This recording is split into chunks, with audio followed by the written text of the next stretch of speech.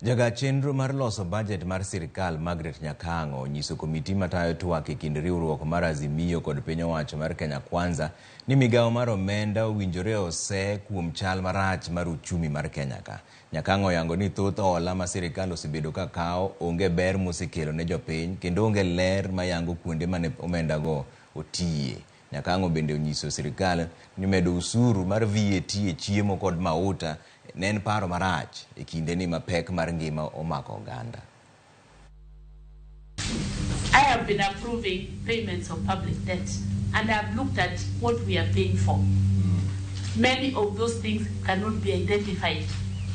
You just find a name of why we borrowed, you cannot trace it to anything.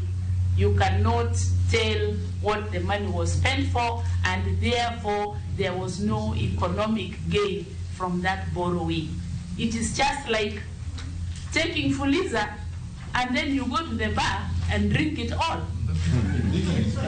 You go back home,